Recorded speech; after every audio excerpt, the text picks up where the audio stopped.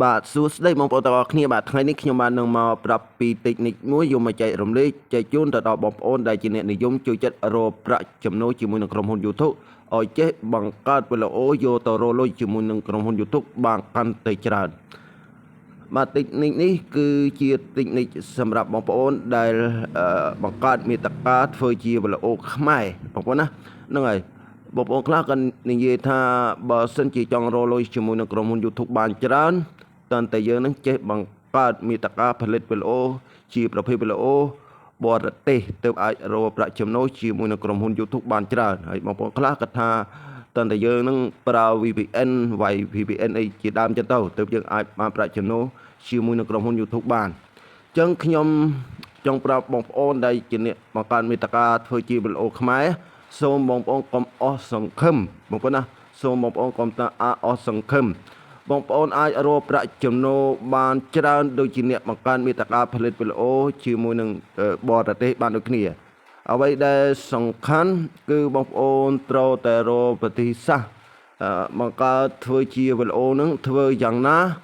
បាទឲ្យវាមានភាពទាក់ទាញចំណាប់អារម្មណ៍ទៅដល់អ្នកមើលទោះបីជាវីដេអូនឹងជាប្រភេទវីដេអូខ្មែរក៏ដោយបងប្អូនណាហ្នឹងហើយបាទចំណុចទី1បងប្អូនដែលជាអ្នកបង្កើតមាតិកាផលិតវីដេអូខ្មែរយកទៅរកប្រាក់ចំណូលជាមួយនឹងក្រុមហ៊ុន YouTube ណាបងប្អូនត្រូវចាំថាគោលការណ៍របស់ក្រុមហ៊ុន YouTube បើសិនជាយើងចង់ឲ្យវីដេអូយើងនឹងអាចរកប្រាក់ចំណូលបានកាន់តែច្រើនសូមបងប្អូនបង្កើតមាតិកាធ្វើជាវីដេអូនឹងកុំដាក់វីដេអូបញ្ឈរបងប្អូនភាគច្រើនគឺបងប្អូនអត់ទាន់យល់ពីចំណុចការផលិតវីដេអូទេឲ្យតែថតបានយកទៅផុសថតបានយកទៅផុសមិនមែនទេគឺយើងត្រូវដឹងពីគោលការណ៍របស់ក្រុមហ៊ុន YouTube តើគាត់នឹងឲ្យយើងបង្កើតមាតិកាធ្វើជាវីដេអូនឹងតើប្រភេទវីដេអូល្មិចផងបងប្អូនណាហ្នឹងហើយចឹងគោលការណ៍របស់ក្រុមហ៊ុន YouTube គឺគេតម្រូវឲ្យយើងនឹងដាក់វីដេអូបញ្ឈរបាទទំហំ180គុតគុណនឹង720គាត់បងប្អូនណាហ្នឹងហើយបាទអានឹងមួយទៀតសូមបងប្អូនបាទផលិតវីដេអូធ្វើជាមាតិកាកុំធ្វើវីដេអូខ្លីៗបងប្អូនណាបងប្អូនត្រូវតែធ្វើវីដេអូឲ្យវែងបាទកាន់តែវែងកាន់តែល្អកុំធ្វើវីដេអូខ្លីៗដូចខ្ញុំចេះហ្នឹងហើយវីដេអូខ្លីៗអញ្ចេះរកប្រាក់ចំណូលជាមួយនឹងក្រុមហ៊ុន YouTube អត់បានច្រើនទេបងប្អូនណាហ្នឹងហើយ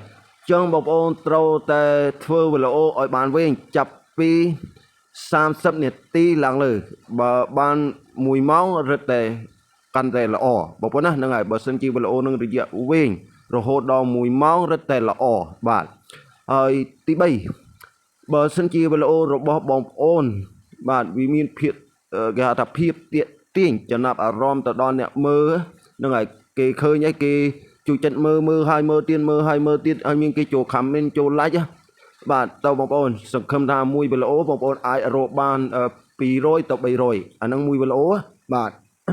អាហ្នឹងការដកពិសោធន៍ខ្ញុំដែលខ្ញុំធ្លាប់មានពីមុនមកគឺខ្ញុំធ្លាប់ធ្វើបានហ្នឹងហើយចឹងបងប្អូនដែលជាអ្នកបង្កើតមាតិកាផលិតវីដេអូខ្មែរសូមបងប្អូនកុំអស់សង្ឃឹមបងប្អូនធ្វើតាមខ្ញុំធានា 100% បងប្អូននឹងបានប្រាក់ចំណូលពីក្រុមហ៊ុន YouTube ច្រើន 100% ណាហ្នឹងហើយបងប្អូនខ្លះគាត់អាងតែ channel របស់គាត់ហ្នឹងបាទរលួយបានអីចឹងគាត់ធ្វើតែវីដេអូខ្លីៗដូចខ្ញុំចឹងនេះខ្ញុំនេះវីដេអូខ្ញុំអស់ឲ្យ5កន្លះម៉ោងអីបានហើយហ្នឹងហើយធ្វើចឹងគឺយើងរកប្រាក់ចំណូលជាមួយក្រុមហ៊ុន YouTube អត់បានច្រើនទេព្រមតែមួយវីដេអូអីបានព្រមតែ1សេន2សេន3សេនទេបងប្អូនអាចមើលបានណាមើលខ្ញុំបង្ហាញប្រាប់បងប្អូនណាហ្នឹងហើយគឺបានតែច្រើនទេបងប្អូនណាហ្នឹងហើយនេះបងប្អូនឃើញទេនឹងវីដេអូខ្លះបាន27 25 16 15 10សេនអីទេដោយសារតែវីដេអូយើងវាខ្លីចឹងខាងក្រុមហ៊ុន YouTube គេអត់ចូលចិត្តឲ្យយើងនឹងផលិតមាតិកាធ្វើជាវីដេអូខ្លីៗទេគេចូលចិត្តវីដេអូវែងកាលណាវីដេអូយើងវែងគេនឹងជួយជំរុញឲ្យវីដេអូនឹងទៅដល់អ្នកមើលបានកាន់តែច្រើនបើសិនជាវីដេអូនឹងខ្លីចាប់ឲ្យបងប្អូនណាហ្នឹងហើយគឺរកមិនបានច្រើនទេបាទហ្នឹងហើយបងប្អូនដៃថ្មីគឺបងប្អូនចង់បានប្រាក់ចំណូលពីក្រុមហ៊ុន YouTube បានច្រើនបងប្អូនធ្វើទៅតាមអ្វីដែលខ្ញុំណែនាំទៅគឺអត់ខុសទេណាបាទខ្ញុំនិយាយមែនណាបាទចឹងការណែនាំរបស់ខ្ញុំគឺខ្ញុំណែនាំបងប្អូនតែប៉ុណ្ណេះឯងបាទហើយខ្ញុំបញ្ចប់តែប៉ុណ្្នឹងចុះហ្នឹងហើយបើសិនជាបងប្អូនទាំងអស់គ្នាស្រឡាញ់ពេញចិត្តនៅលើវីដេអូដែលខ្ញុំបានណែនាំទៅកាន់បងប្អូន បងប្អូនកថាល្អបងប្អូនជួយចុចជាវនិងដាក់សញ្ញារូបកណ្ដឹងឲ្យខ្ញុំអាចម្នាក់មួយផងដើម្បីជាកម្លាំងចិត្តឲ្យខ្ញុំបាននឹងធ្វើវីដេអូថ្មីចែករំលែកជូនទៅដល់បងប្អូនទាំងអស់គ្នាជារៀងរាល់ថ្ងៃបងប្អូនណាបាទអញ្ចឹងខ្ញុំបាទសូមបញ្ចប់តែប៉ុណ្្នឹងចុះសូមអរគុណនិងសូមជម្រាបលា